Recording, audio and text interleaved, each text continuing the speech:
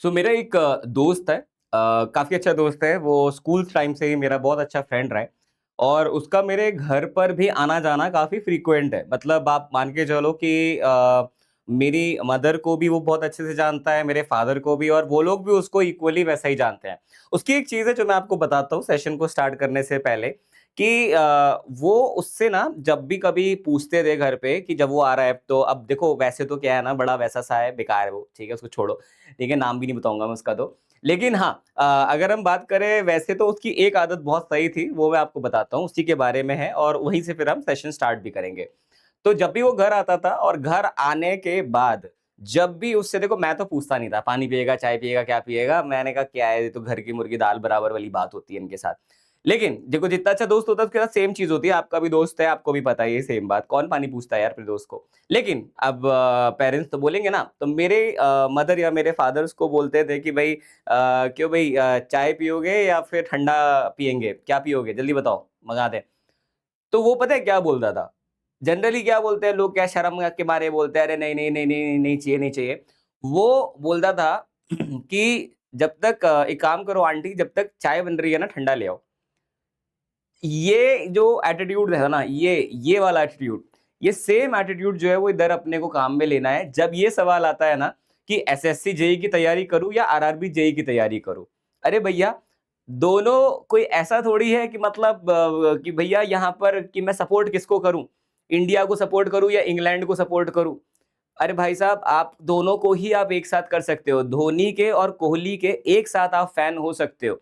तो यहाँ पर सेम चीज़ लागू होती है आरआरबी और एसएससी जेईई क्योंकि ये दोनों ही एग्ज़ाम काफ़ी हद तक ओवरलैप करते हैं। तो ये सवाल आपके मन में अगर आता है कि मैं किसको टारगेट करूँ, तो इसको आप छोड़ दो और इस तरह के ज़्यादातर जो चीज़ें हैं, उनमें अपने आप को मत फँसाइए।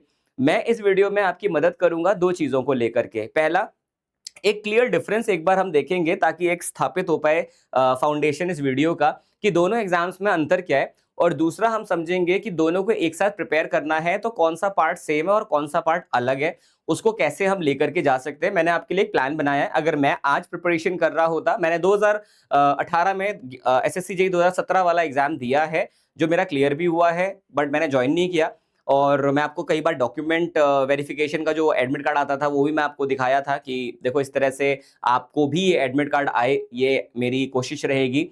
तो यहाँ पर सबसे पहले हमारा जो सवाल है कि एक साथ तैयारी का मास्टर प्लान, तो यहाँ पर मैं दोनों को एक साथ ही आपको लेकर के चलूँगा। हम यहाँ किसी एक को चूज़ नहीं करेंगे बिकॉज़ अभी हम लोगों को इम्पोर्टेंट है कि जो भी मिले वो हम लपेट सकें, ठीक है? लपेट सकें ऐज़ इन जो एग्ज़ाम मिले हम उसमें अच्छा करके दिखाएँगे, वो हमारे को ध्यान में रखना है। एक चीज़ याद रखो 65% जो है सिलेबस दोनों में कॉमन ही रहता है, चाहे वो टेक्निकल का हो, रीजनिंग का हो, जीए का हो, सबको जोड़ करके जो टोटल सिलेबस है, उसका 65% ओवरलैप ही करता है। इसके अलावा सिलेक्शन का जो मौका है, देखो एक ही प्रिपरेशन साइकिल में 2 मौके होंगे आपके पास। फॉर एग्जांपल कोई बच्चा अगर गेट की प्रिपरेशन कर रहा होता है, पूरे 1 साल में एक उसके पास 3 घंटे का मौका है अपने आप को प्रूव करने का। लेकिन यहाँ पर आपके पास 2 मौके होंगे, जो भी जॉब मिल जाए बहुत बढ़िया बात है सर, दोनों ही जॉब बहुत अच्छी हैं। दोनों में सेम पे ग्रेड आपका चल जाता है, कोई खास इसमें अंतर आपको नज़र नहीं आता है। ऑब्वियसली थोड़ा जॉब के प्रोफाइल में अंतर है, लेकिन अभी हम वहाँ नहीं जाते हैं बिकॉज़ इतना अभी अपन चूज़ी नहीं हो सकते कि यार नहीं मेरे को तो इसमें जाना, मेरे को अभी जो मिलेगा हम उसमें जाएँगे और फिर उसके बाद कॉन्फिडेंस जब आएगा तो हम फिर हायर एग्ज़ाम सोचेंगे, अगर मन हुआ तो। सबसे पहले यहाँ पे हम समझेंगे दोनों का जो सिलेबस है, दोनों एग्जाम का जो वो है एक तरह से हम कंपैरिजन है वो देखते हैं। आरआरबी जी आपको पता है कि रेलवे रिक्रूटमेंट बोर्ड जो है इंडियन रेलवेज ये कंडक्ट करवाते हैं। जूनियर इंजीनियर की पोजीशन मिलती है, डिपो मटेरियल सुपरिटेंडेंट की आपको यहाँ पे पोजीशन मिलती है, सीएमए की पोजीशन मिलती है। इंडियन रेलवे के 16 से ज्यादा जोन है, जिस भी जोन में आप भर रहे हो उसी जोन में आपका जो है ट्रांसफर इधर उधर होता रहेगा और कहीं नहीं जाओगे। इंटर जोन भी कर सकते हो, इंटर जोन अगर चेंज करना है तो दूसरे जोन का एक आदमी है जिसको इधर आना पड़ेगा आपकी जगह पे और आपको उधर जाना पड़ेगा, तब ऐसा पॉसिबल है। सिलेक्शन क्या है इस पर? सीबीटी 1 है, सीबीटी 2 है, डॉक्यूमेंट वेरिफिकेशन और मेडिकल होगा इसमें साथ में, ठीक है? एसएससी की बात करूं तो इसको एसएससी यानी कि स्टाफ सिलेक्शन कमीशन कंडक्ट करवाते हैं, ठीक है? सेंट्रल गवर्नमेंट के अंडर में आ जाता है ये।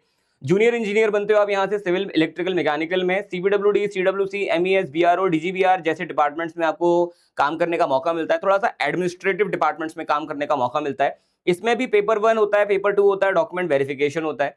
अब यहाँ पर हम बात करते हैं पैटर्न की, तो आरआरबी जेई 2 स्टेज होती है इसमें। सीबीटी 1 जो है आपका, उसके अंदर आपके 100 सवाल आते हैं, 90 मिनट होते हैं आपके पास, 1/3 की नेगेटिव मार्किंग है और कंप्लीट पेपर नॉन टेक्निकल होता है। इस पेपर के जो मार्क्स हैं वो जुड़ते नहीं है, ये भी याद रखिएगा। पेपर 1 जो है ये क्वालिफाइंग नेचर का है, इसके मार्क्स आगे मेरिट में नहीं जुड़ेंगे, मेरिट नहीं बनेगी इससे। जो मेरिट वाला है ये स्क्रीनिंग वाला था। सीबीटी 2 है जिसमें 50 सवाल नॉन टेक के आते हैं, जिसमें आपका जीए, फिजिक्स, केमिस्ट्री और ये सब कंप्यूटर्स और एनवायरनमेंट आ जाता है।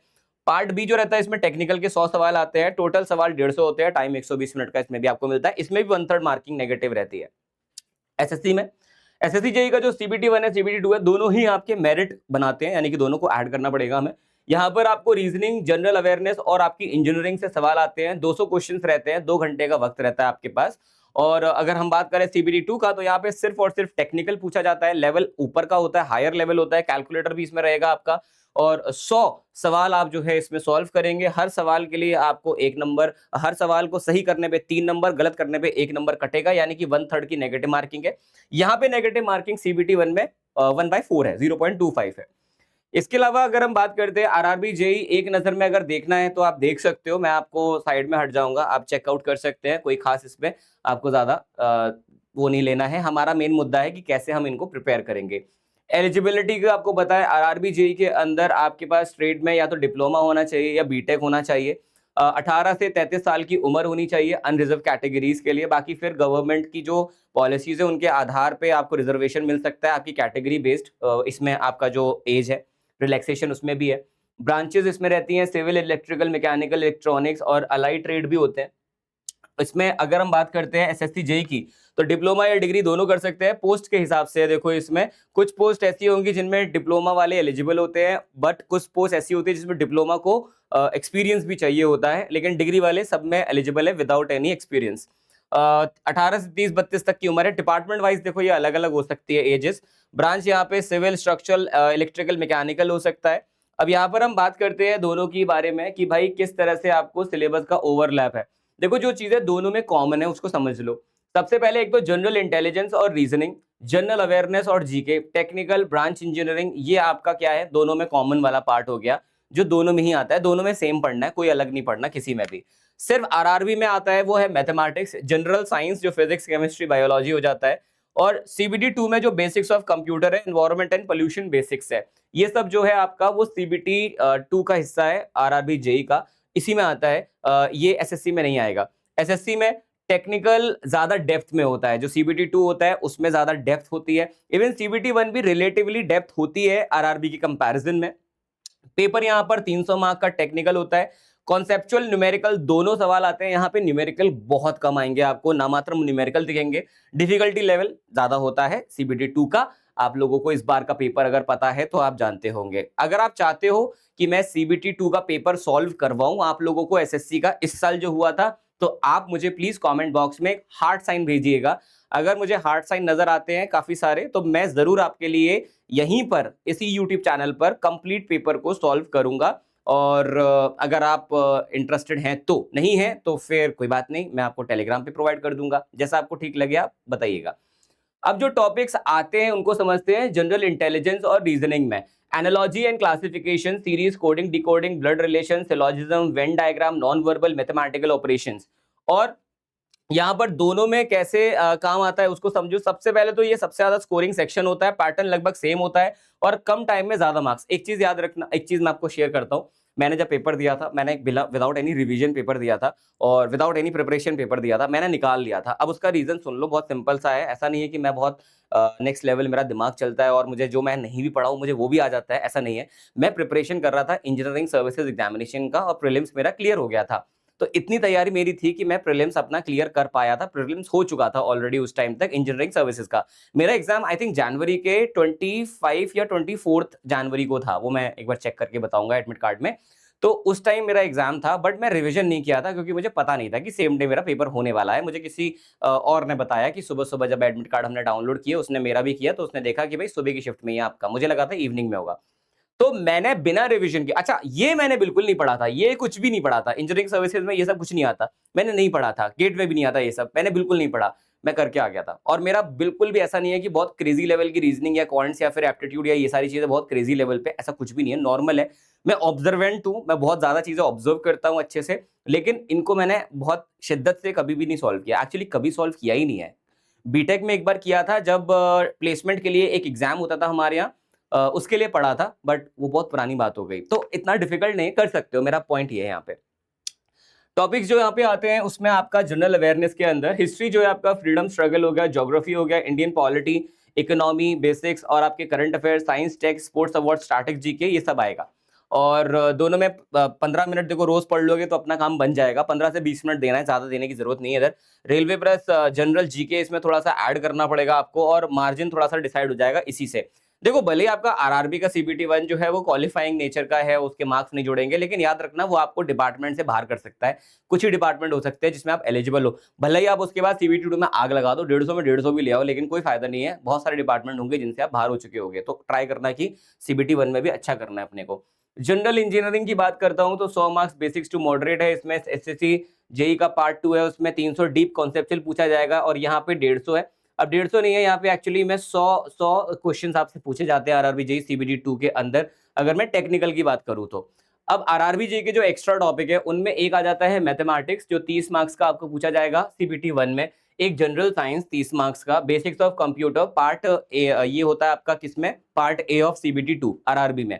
और एनवायरमेंटल एंड पोल्यूशन आपको दिखता है सीबीटी 2 के पार्ट ए में, पार्ट बी इज इंजीनियरिंग। इसके अलावा एसएससी के टेक्निकल डेप्थ, यहाँ गहराई चाहिए आपको, मैं बता देता हूँ, ऑलरेडी बता भी चुका हूँ, सीबीटी 2 में चाहिए आपको गहराई। अब यहाँ पे कितना ओवरलैप कितना एक्स्ट्रा, तो कॉमन जो आपका कॉमन कोर है, रीजनिंग जीए एंड टेक्निकल है, 65% कॉमन है। आरआरबी स्पेसिफिक जो है वो 20% आपको पढ़ना है, और एसएससी स्पेसिफिक एक्स्ट्रा जो पढ़ना है वो 15% आपको यहाँ पे पढ़ना पड़ेगा। एक साथ कैसे पढ़ सकते हो, सबसे पहले देखो यहाँ पर क्या क्या आपके पास फायदे क्या है, फायदे समझ लो पहले, कि जब तक चाय बन रही है ठंडा ले आओ, उसके फायदे सुन लो। एक तो टाइम की बचत है, 2 बार काय को पेपर दोगे, एक बार 1 साल तैयारी करो अच्छे से, सिविल इंजीनियरिंग अपना जो सब्जेक्ट, अपना जो ब्रांच है वो पढ़ो, जो भी ब्रांच है, ठीक है। उसके बाद एग्जाम जब आ रहा होगा पास में, उस हिसाब से अपन प्रिपरेशन को अपनी मोड़ देंगे। पहले अपना सिलेबस पढ़ो, एग्जाम मत सोचो अभी, exam oriented previous year question भले ही लगाते रहो, ठीक है। दोनों दो सिलेक्शन के चांसेस रहेंगे, 2 बार मौका होगा आपको परफॉर्म करने का। स्ट्रॉन्ग टेक्निकल बेस बनेगा आपका, और साथ ही साथ सेम लेवल ऑफ पे है, इसमें कोई ऐसा अंतर नहीं है। अब बेनिफिट एक तो क्या है, बैक टू बैक एग्जाम होते हैं इसके, कोई ऐसा नहीं है कि एक एग्जाम जो है दिसंबर में होगा तो अगला एग्जाम जो है वो अगले साल सितंबर में होगा, बैक टू बैक एग्जाम होते हैं इनके ज्यादातर।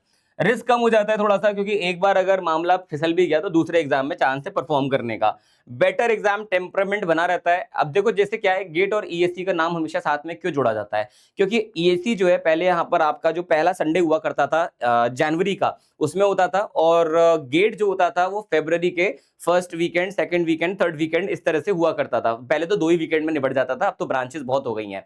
तो अब वहां पे टेम्परामेंट बना रहता था बच्चों का, तो सबको था कि यार अपन दोनों की तैयारी क्यों ना कर ले। सेम यहाँ पे भी गेम चल रहा है कि आपको दोनों का टेम्परामेंट बना रहता है, यानी कि आप फील में रहते हो कि भाई एग्जाम अपन देंगे, आग लगा देंगे, कोई दिक्कत नहीं है। रीजनिंग जीए कंपाउंडिंग ये सारी चीजें भी आपको प्रैक्टिस करोगे तो दोनों ही आपकी स्किल तेज होगी यहाँ पर। अब चैलेंज क्या क्या आता है इसमें, देखो एक तो कि यार दोनों का पैटर्न और डेप्थ जो है वो बिल्कुल अलग अलग है, पैटर्न जो आ रहा है और डेप्थ है, बिकॉज एक में आपका कोर टेक्निकल आ रहा है और एक में आपका नॉन टेक, पूरा ही नॉन टेक आ रहा है, ठीक है।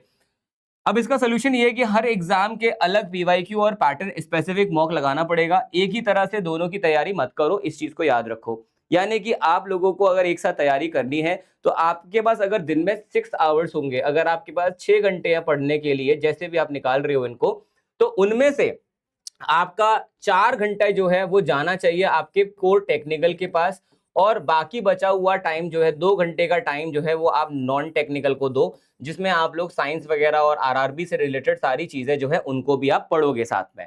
आरआरबी में एक्स्ट्रा मैथ और जनरल साइंस है, उसका मैंने आपको बता दिया है, 10th लेवल का है, रोज 45 से 60 मिनट अगर आप पढ़ते हो, एनसीईआरटी शॉर्टकट्स वगैरह बना लेते हो तो आपका काम बन जाएगा।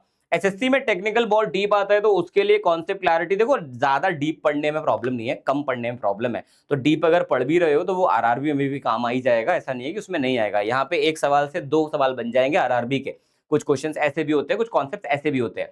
बाकी दिक्कतें क्या है भाई, इसमें नेगेटिव मार्किंग अलग अलग है, ये कोई दिक्कत नहीं है, ठीक है, बस ये है अपना हाथ रोक के थोड़ा सा चलना पड़ता है जब नेगेटिव मार्किंग होती है। 2 सिलेबस है, रिवीजन का लोड है, तो इसमें रिवीजन जो होगा वो एग्जाम डेट स्पेसिफिक होगा, याद रखना। इसमें कॉमन चीजों को आप एक साथ कर सकते हो, लेकिन बाकी चीजों को आप लोगों को एग्जाम ओरिएंटेड ही रिवाइज करना पड़ेगा, जो डेट ओरिएंटेड चीजें होती हैं। एग्जाम का कैलेंडर क्लैश करेगा या वो करेगा, तो एग्जाम कभी ऐसे क्लैश नहीं कर सकता। एसएससी आरआरबी का कभी भी एग्जाम क्लैश नहीं करेगा। तो नोटिफिकेशन ट्रैकर बनाने की जरूरत आपको नहीं है, मैं आपके पास हूं, आपका चलता फिरता नोटिफिकेशन ट्रैकर मैं आपको बता दूंगा। ठीक है, अब कंबाइंड स्ट्रैटेजी क्या है आपकी, देखो सबसे पहले तो कॉमन कोर जो है उसको फिनिश करो। जैसे रीजनिंग, जीए, टेक्निकल पार्ट है, इसको पहले पढ़ो। साइंस वगैरह जो है इसको पैरेलली अपन थोड़ा थोड़ा करके चलेंगे, लेकिन ज्यादातर इसको पहले खत्म करेंगे। एक स्ट्रॉन्ग ब्रांच बेस बनाना आपके लिए बहुत जरूरी है, यानी कि टेक्निकल बहुत ज्यादा स्ट्रॉन्ग करना इंपॉर्टेंट है आपके लिए। और जो आरआरबी के एड ऑन है उनके लिए अलग से स्लॉट, जो मैंने आपको भी बताया 45 मिनट उनके लिए अलग से निकालो। जो आरआरबी के एक्स्ट्रा टॉपिक्स हैं वो रोज पढ़ने पड़ेंगे, एक के बाद एक के बाद एक अगर पढ़ोगे तो पहले वाला भूल जाओगे जब दूसरा तीसरा पढ़ रहे होगे। एसएससी डेप्थ जो है इसको आप अलग से लगा सकते हो, एक पर्टिकुलर दिन पकड़ लो, सैटरडे का, संडे का, ये 2 दिन आपके पास हो गए जब आप सिर्फ और सिर्फ CBT2 यानी कि गहराई वाले टॉपिक लगाओगे, ताकि क्वेश्चन नहीं भी बनेंगे या मूड खराब होगा तो सफिशिएंट टाइम होगा चिल करने का, रेस्ट करने का, और फिर से आप वापस से यहाँ पर बाउंस बैक करके दोबारा से सवाल लगा पाओगे।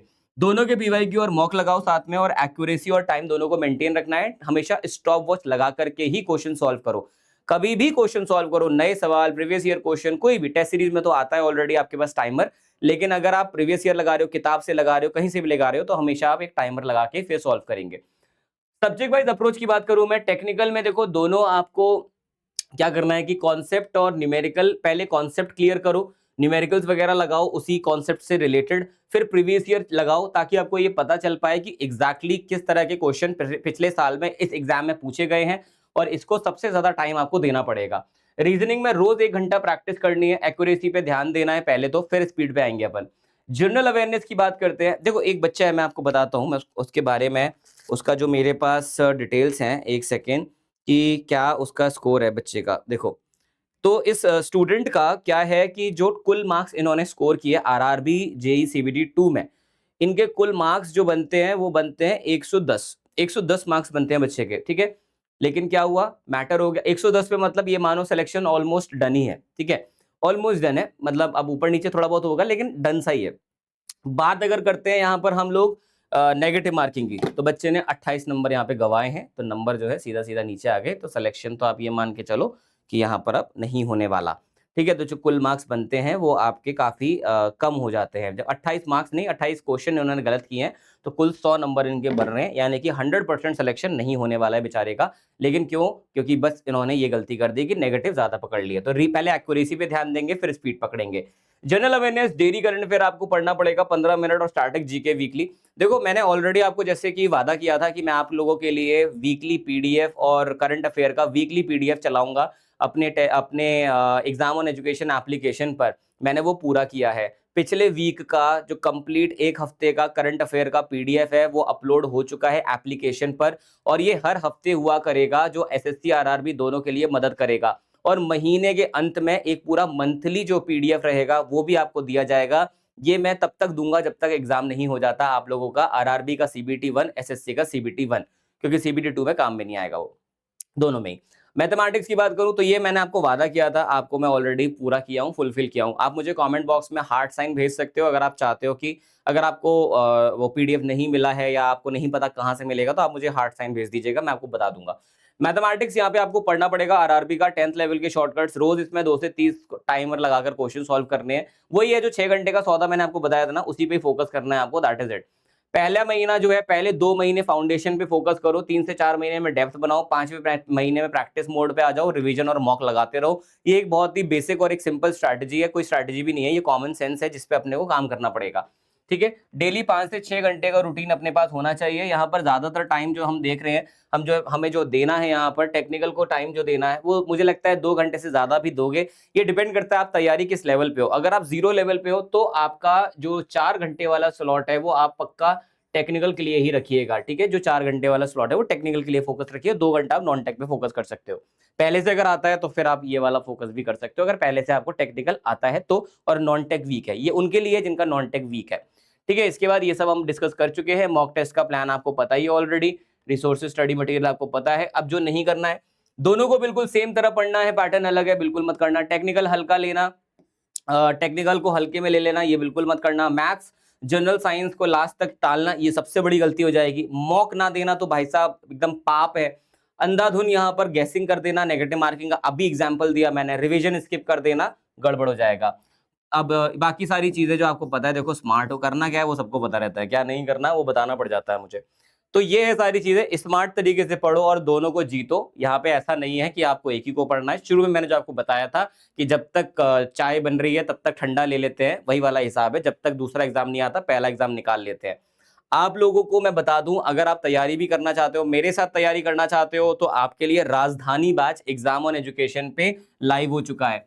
इसमें पहला जो आपका अगला सब्जेक्ट जो स्टार्ट हो रहा है वो 1 अगस्त से शुरू हो रहा है। अभी ऑलरेडी यहाँ पर सब्जेक्ट जो चल रहा है वो 1 अगस्त को फिनिश हो जाएगा, यानी कि 1 अगस्त से नया सब्जेक्ट स्टार्ट हो जाएगा। तो आप लोग ज्वाइन अगर करते हो, मैं आप लोगों को जो सब्जेक्ट ऑलरेडी हो चुका है वो नहीं दूंगा, क्योंकि वो रिकॉर्डिंग में आएगा। मैं आपको 1 अगस्त से नए सब्जेक्ट से ही पढ़ाऊंगा और पुराना जो सब्जेक्ट हो चुका होगा रिकॉर्डिंग वाला, वो मैं लाइव में दोबारा से पढ़ाऊंगा आपको। तो आपके पास पूरा लाइव में ही कंटेंट जाने वाला है। इसी के अंदर आपको डीपीपीज भी दूंगा ताकि आप प्रैक्टिस कर पाओगे अपने सारे के सारे सवालों को। साथ ही साथ आप इसमें एक चीज और भी कर सकते हो, मतलब मैंने आपके लिए किया है कि इसमें मॉक टेस्ट भी इंक्लूड किया है, साथ ही साथ नोट्स भी इंक्लूड किए हैं, साथ ही साथ बुक्स की जो पीडीएफ फॉर्मेट है वो डिटेल नोट्स भी इंक्लूड किए हैं, और साथ ही साथ इसके अंदर सिलेक्शन फाइल भी है 1000 क्वेश्चंस का, और 5000 क्वेश्चंस का इसके अंदर एक वर्कबुक भी आपके पास मौजूद रहेगी, जिसको आप डाउनलोड भी कर पाओगे। ये सारी चीजें राजधानी बैच में अवेलेबल है एग्जाम ऑन एजुकेशन ऐप पर।